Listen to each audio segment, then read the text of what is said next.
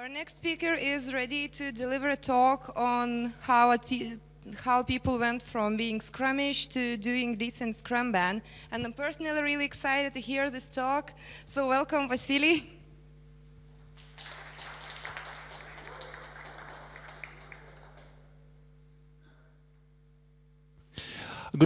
Good afternoon, everyone. I'm very excited to see so many of you here to listen a transformation story.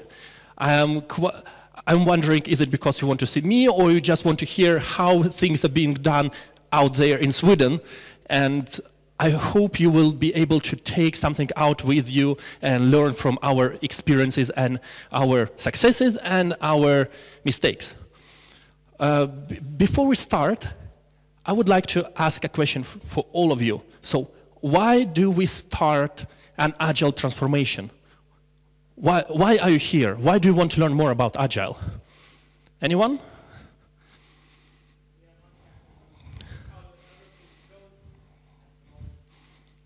Okay, so you're not happy with the company processes? More reasons? Yes? Yes, so it affects the bottom line. More ideas? Do we have any developers here?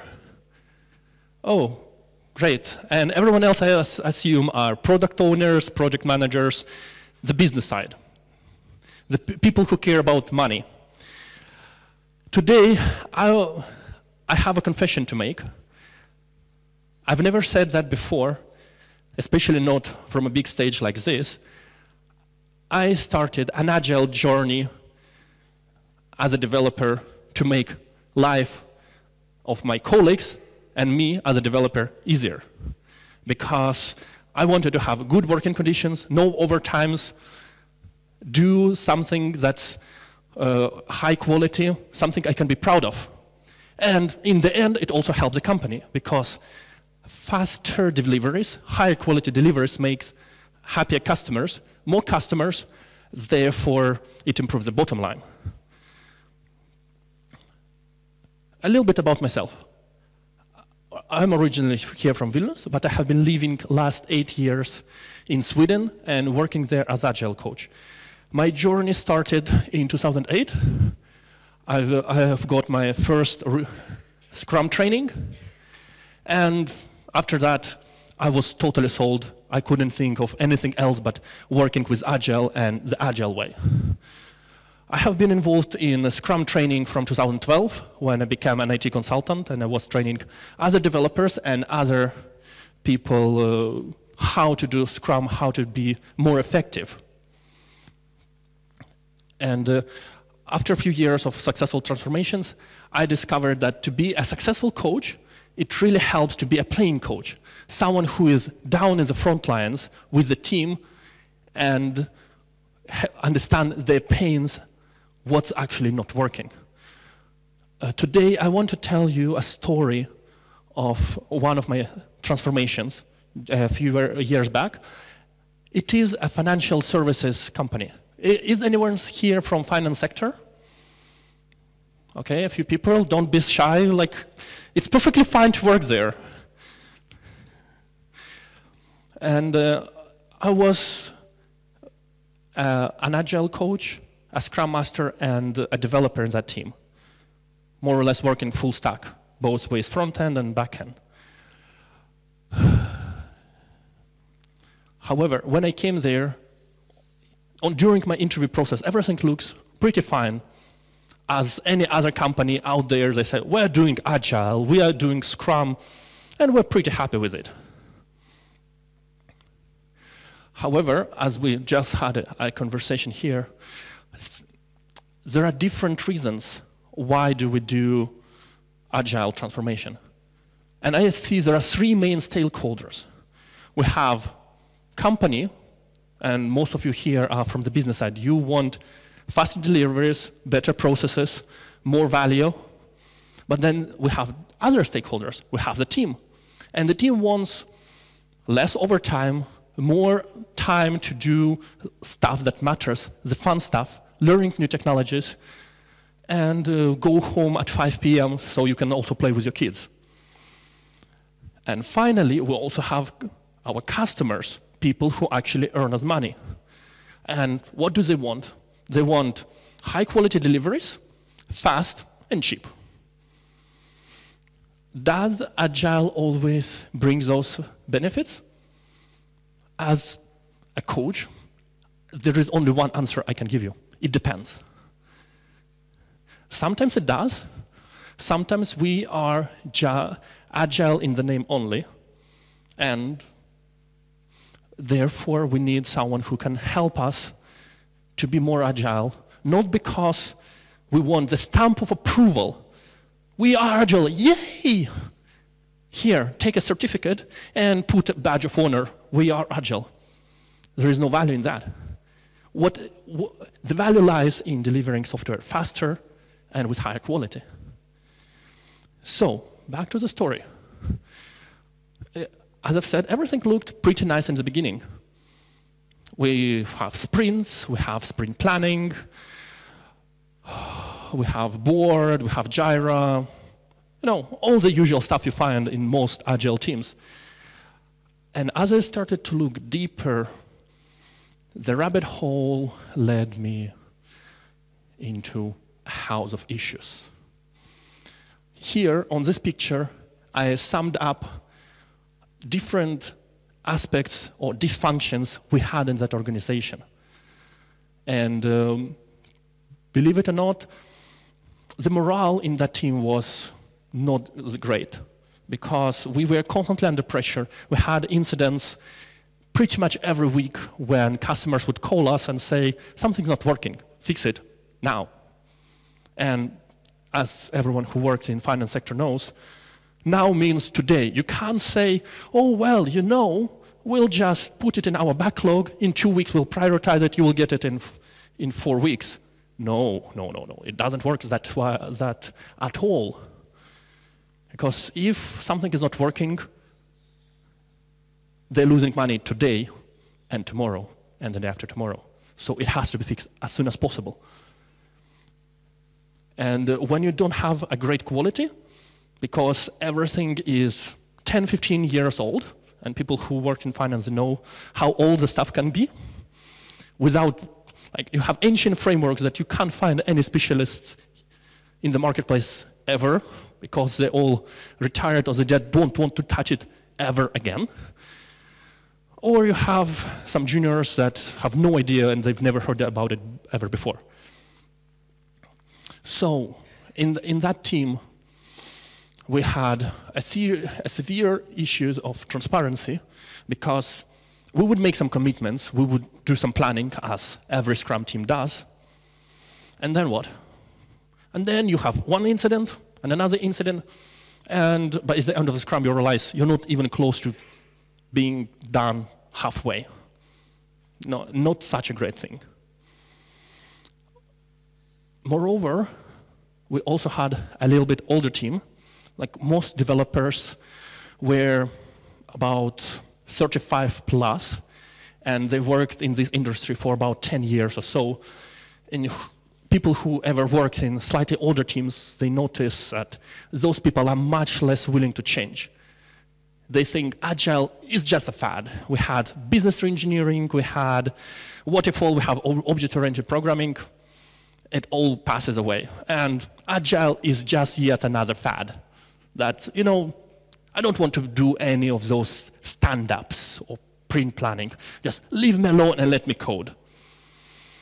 So engaging the team, making them come up with improvements is a challenge in itself. Moreover, when it comes to transparency, we also had big issues with backlog because we had a project manager who was a contact person with customer, and our backlog could change pretty much on a daily basis. The order you start in the morning could be totally different from what you have in the evening. Just because some customers called and said, well, we need to have this fixed and we have to get it pushed. On the plus side, we had some sort of continuous delivery. We had 2 windows. We could deliver either on Tuesday or Thursday, and we had a pretty well-built deployment process, so it's just 1 or 2 buttons, 1 or 2 commands, and it's out in production.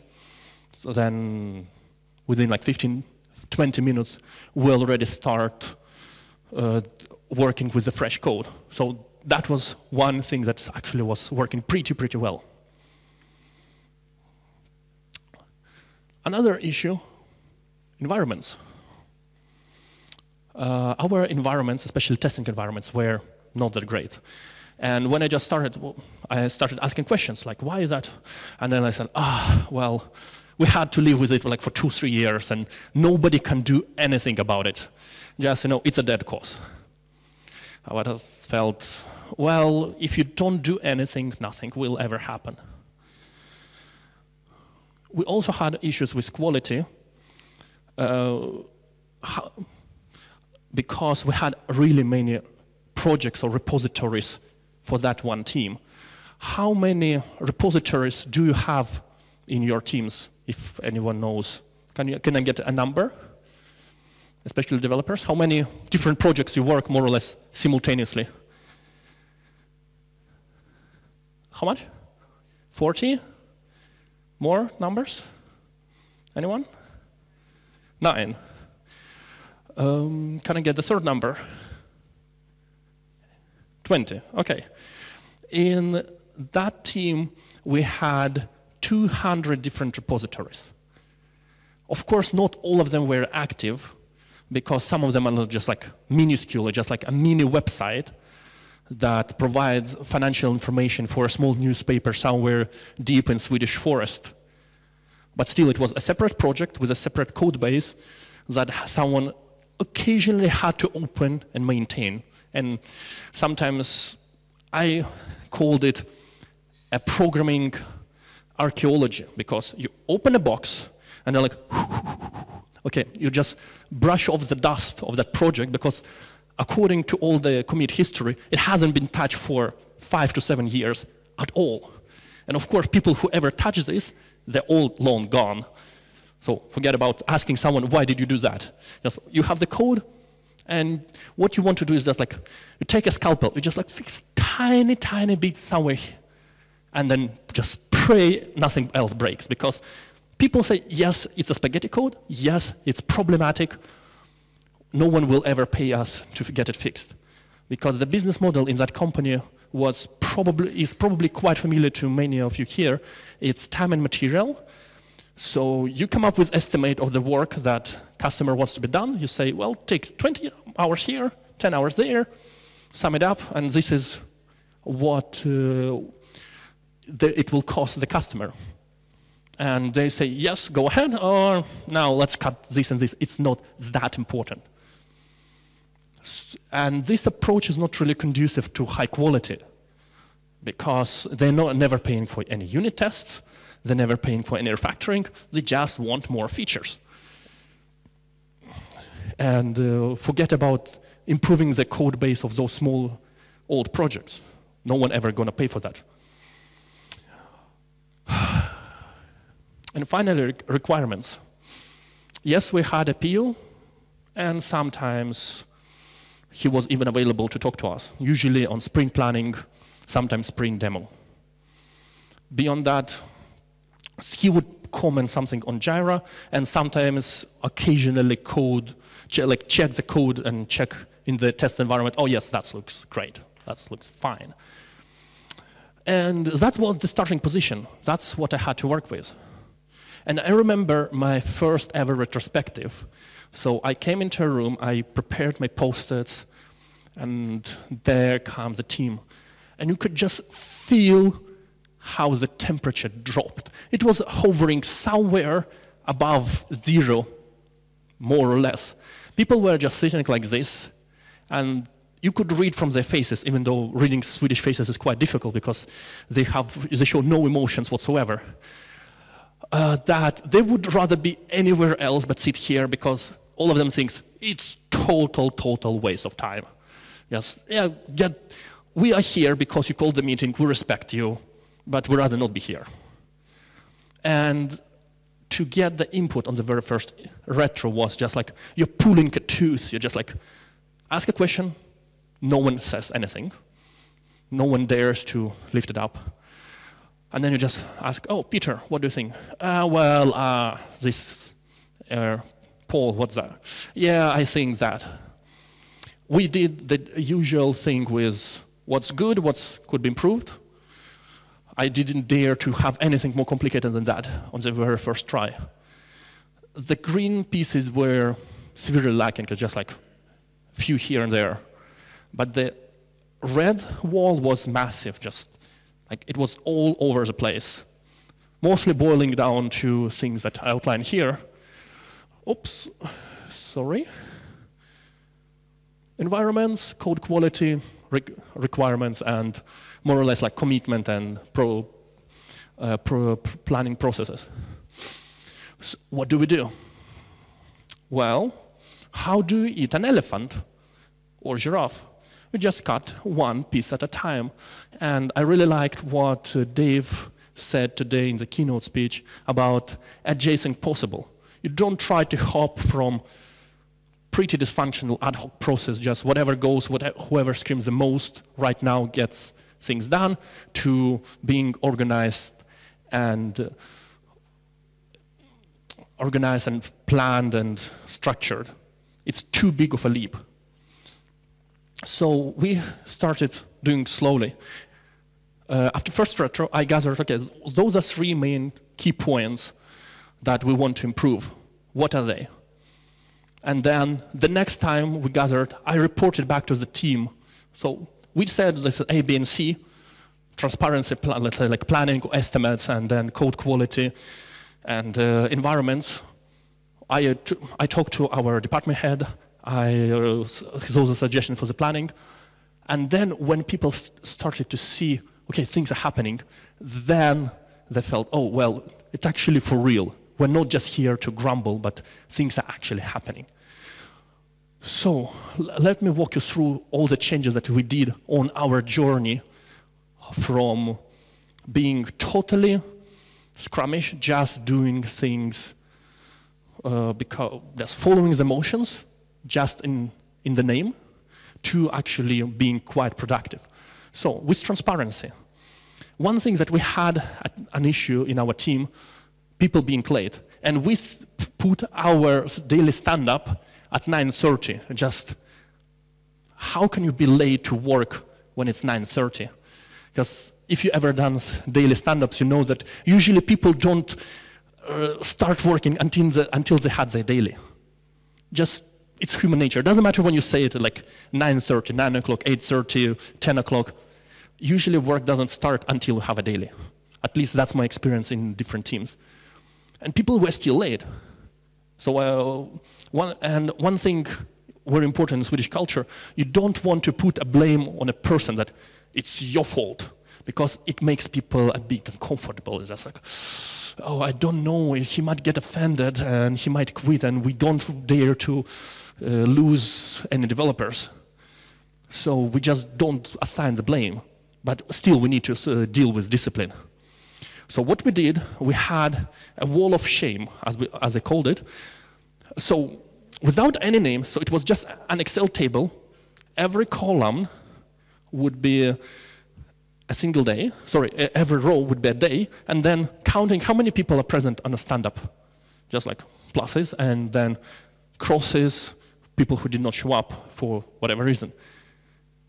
It's pretty simple. Like no names, no punishment. We just do the recording, and it made wonders. Pretty much after a month, I stopped doing this thing because there was no point. Everyone was on time. A few times when on Wednesdays people play some football like with other colleagues. It's a corporate thing, so they're a bit late, and they were running to the daily stand-up just so our team does not get this cross. Without no punishment. Like, there would be nothing that would result in having too many of those crosses. But just people felt it's not good. Like it's marked, and I just feel bad about it. Also, one big issue that we had in our team is how much do we talk on stand-up? And it kind of oscillated between I just say what I do to like going into lengthy discussions and then we balanced, trying to find this fine balance to keep it interesting, but still not too long. When it comes to our flow, we also simplified our flow. We had about 7 different steps, like development and pre-testing and acceptance testing and deploy and this and that. And when we did a workshop about our flow, people said, like, that's too much. It's too much overhead, just too many columns. So we ended up having 4 columns. We had backlog that can be reorganized and it's formed during the sprint planning. We had someone doing, so you just take a task, assign your avatar, and you do this. And then test and done.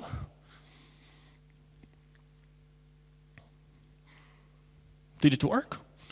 It worked to some extent.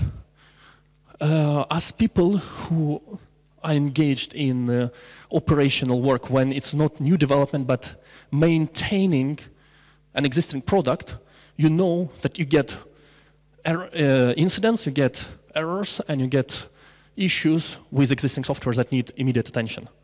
And that was destroying our flow all the time.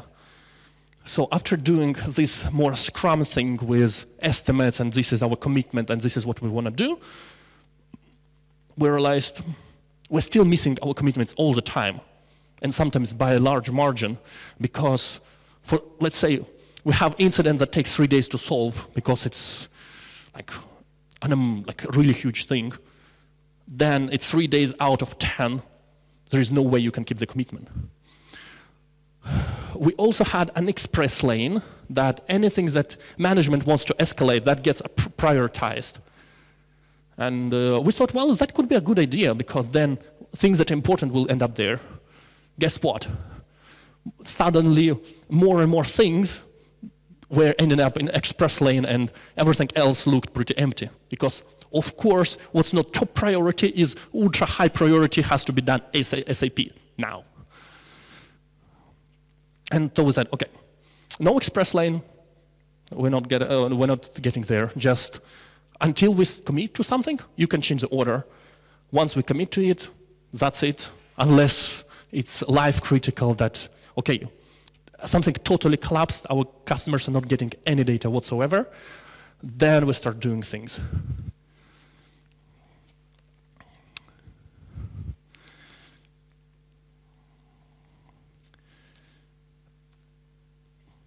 Now, environments.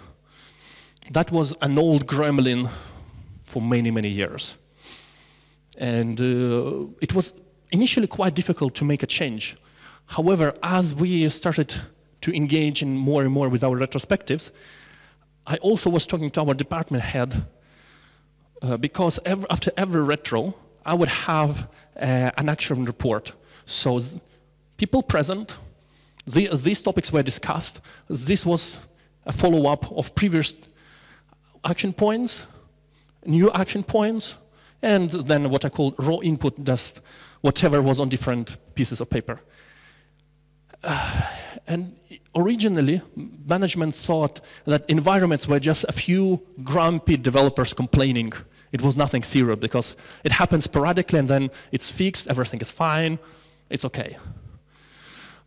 However, when they saw for about 3 months that the same thing kept appearing in retrospective, that this is broken and 80% of team thinks that's a huge issue, they said like, maybe there is something to that.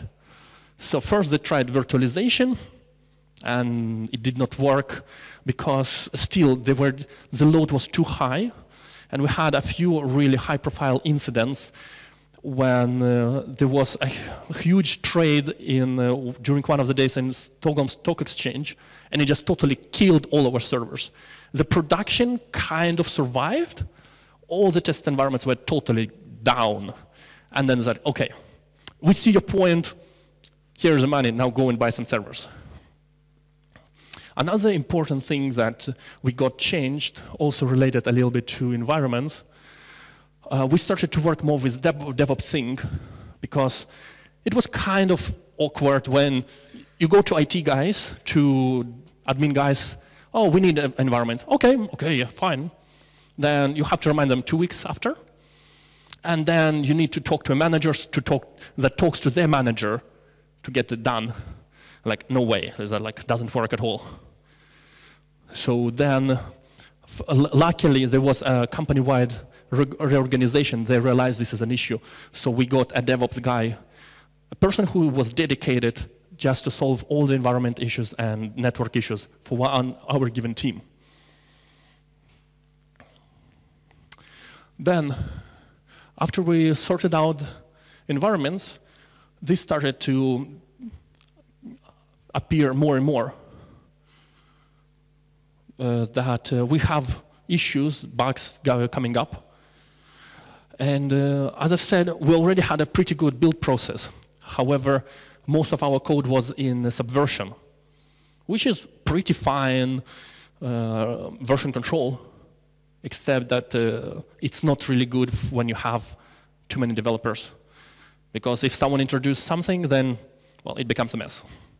So we transitioned everything to Git for one main reason. And I know that there are not too many technical people here. What it allowed us was being able to review each other's code before it ends up in production. So that, let's say I make a change, then my colleague will make some comments, oh, this looks good, but I'm kind of wondering about that part. Is it, how did you think there? And then we would have a conversation. Another important thing that was quite unusual, pair programming. Originally, well, it's a quite controversial thing in IT world. Some people say they love it. Some other people like, no, I want to code by myself. I don't want to code with anyone else. That team absolutely loved it. Like, one thing that kept showing up on retros every single time, we want more pair programming, period. And it was also a very effective way to spread the knowledge, improve the quality. And after some analysis, we realized all the issues were coming up with old stuff, not the new stuff. And then we knew we are quite on track.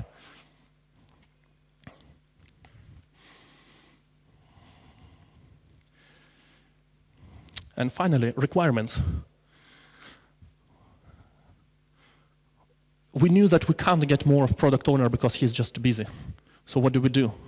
Well, the team at that point already felt quite empowered that then all of a sudden, we will do it ourselves. Maybe we will not do as good job as the product owner itself, but we will do the grooming and we will try, and we had some quite experienced people who knew how to, who could read the mind of customer because they worked for so long time with them, and could kind of guess what they would be asking, or could guess this is probably what they actually want, based on just like one line in Jira. We got allowance to spend about 10% of our sprint time on planning and grooming. We used about 5%, and that was quite plenty, because even though we did not went all the way to actually have like perfect requirements, it became much less of an issue. At least we started getting some acceptance criteria, and it was much more testable, because out of the team that we had like team of 10 and one tester. Everyone else was a developer. So you can imagine things would be piling up on test side. So we had to learn how to test as well. So the result of all of it, the team engagement. As I mentioned in the beginning, so we were quite like mid-pack when we started as a team. After all these changes, in about half a year, it became the most satisfied, the happiest team in the company. And so, like, it was the third happiest in the whole company and the first one in IT department. The only people who reported higher satisfaction were top management and accounting. I don't know what they're doing there. They're probably having too much fun there. And moreover, the biggest thing I felt, my most proud moment as an Agile coach in that team was when we hired a new guy, a new tester, and he came to a retro pretty much with the initial skeptical attitude because he also was experienced. He had the bruises from before that, well, retros are just a waste of time. But then one of the developers said, well, don't worry. This team is actually different because what we discuss there, we act on it, and we actually make a difference. And that was, yes, I actually made a difference. And most importantly, I developed and changed muscle in the team that allowed them to do the changes themselves without me needing to speak too much. At the end of their 9 months transformation, I was merely a secretary. I would be just writing notes on a retro. Just people would be so engaged. We barely had like time, like it was barely enough time to actually finish the retro in 1 hour. So if nothing else, instead of conclusion, communication is everything. Communicate within a team. Communicate with your department head. Keep everything transparent and open, because every retro note was published on our company wiki. Anyone could read it, and I knew for a fact that my department head was reading every of them, and then we had also an honest conversation one-on-one, how we can improve those things. So those are the story of our transformation. And it was quite a delightful journey. We tried many things, and I mentioned some of them that worked for us, some of the things that didn't. And if you have any more questions, how we handle particular practices or particular experiments, I would be more happy than to answer them. So thank you very much, and I'm looking forward to your questions.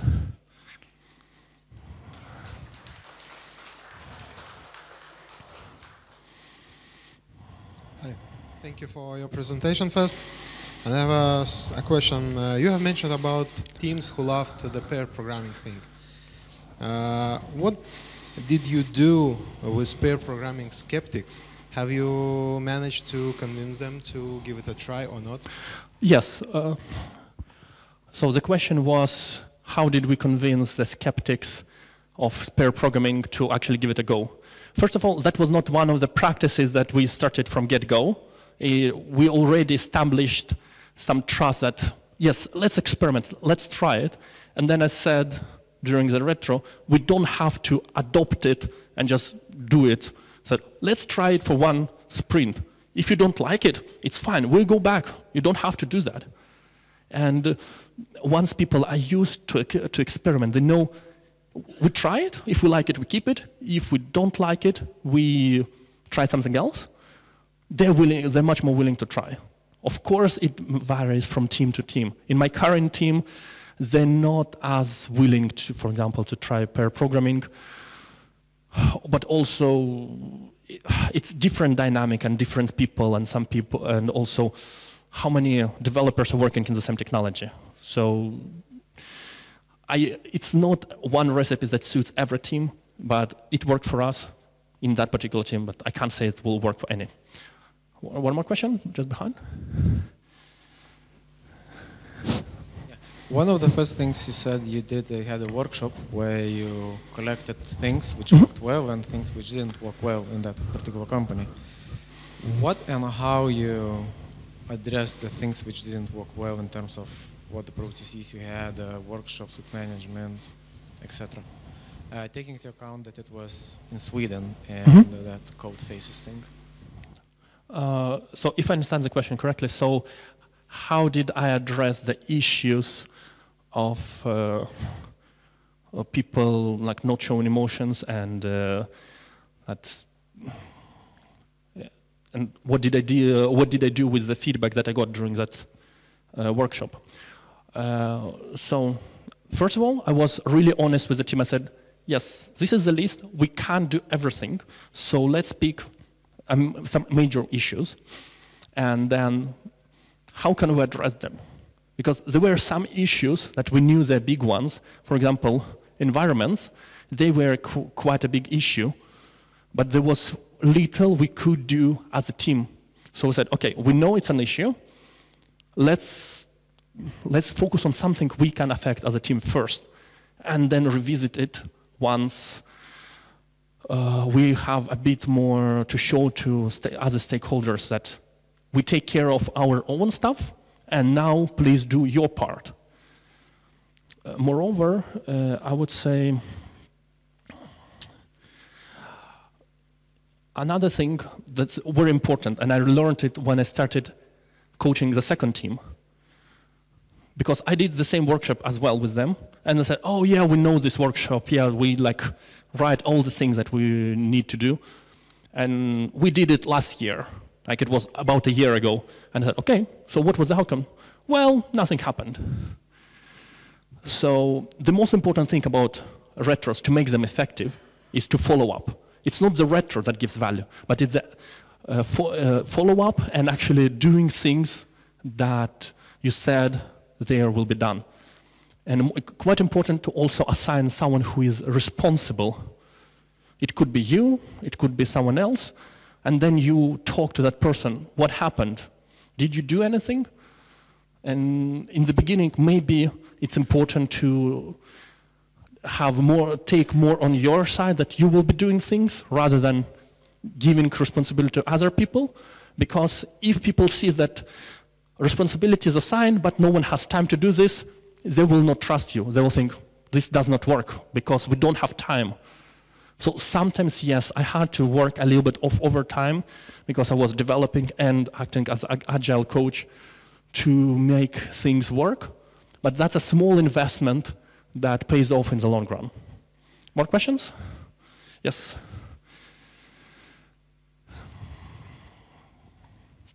Thank you for a great presentation. Why you started to use pair programming, and what was your experience, let's say, quality and quantity-wise? When it's worth to start pair programming? So the question is when it's worth to start doing pair programming. There are multiple reasons or multiple factors that you should consider. The skill level in your team.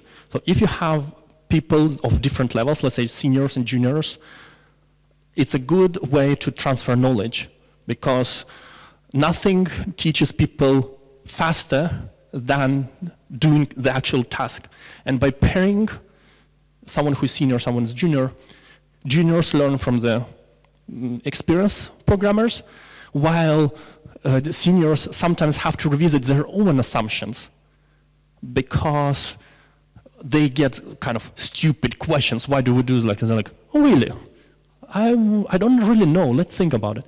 And also it helps to kind of have a discussion about it, have an idea for like how are we approaching this issue. So in our team, initially we did pair programming for bugs. So when it was a bug, it was mandated that you're not allowed to solve it on your own. It had to be two people working on the same bug. When I would say pair programming is not warranted, mainly if it's a trivial task. So let's say you need to change color on a page or font size or something that takes 15 minutes, then it's a waste. But anything that has some algorithmic complexity to it, something that's not trivial, then like, oh yes, I know exactly what needs to be done, it's just like 3 lines of code. I would say start with pair programming, and then when the team thinks it's too trivial, then yes, you can leave a junior to let it fix and then do pull request. Hopefully that answers your question.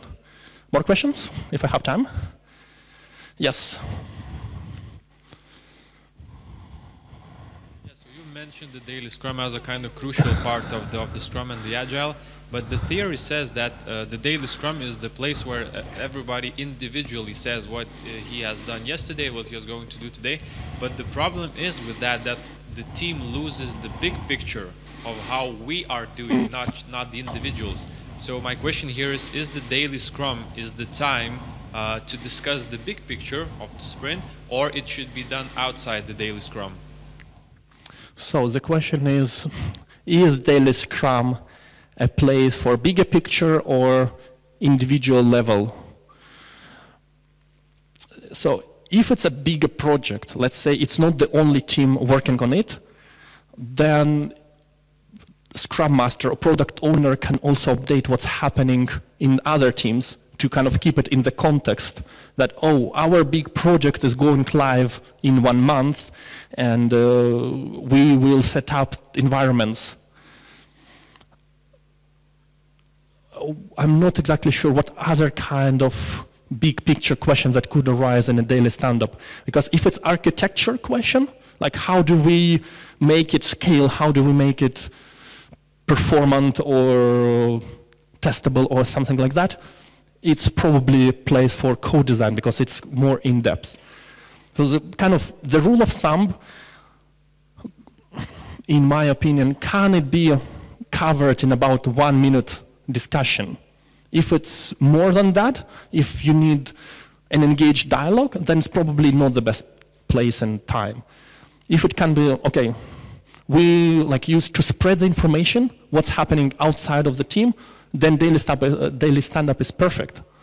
Because then project manager, product owner, Scrum Master, whoever communicates with the external world can bring that information and spread it to the team because supposedly everyone is present there. All right. We have time for one last question.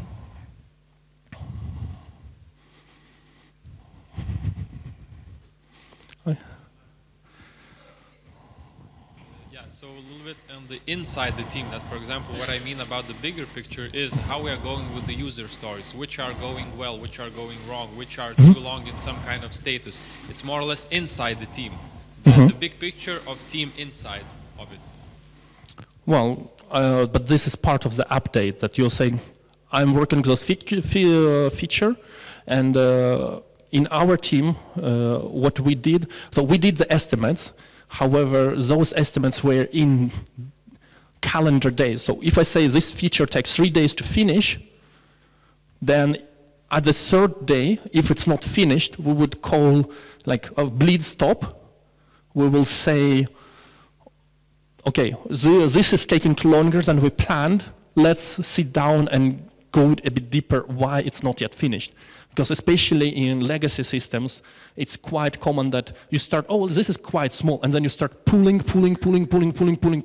and then suddenly it's like a huge pile of work that you did not see in the beginning. So the status of different stories, absolutely it should be mentioned. Not going into too much technical details, oh, I'm doing this refactoring, I'm adding this class, that's not that relevant. Just more or less, am I on track or no, I see a risk that I might be late because of this.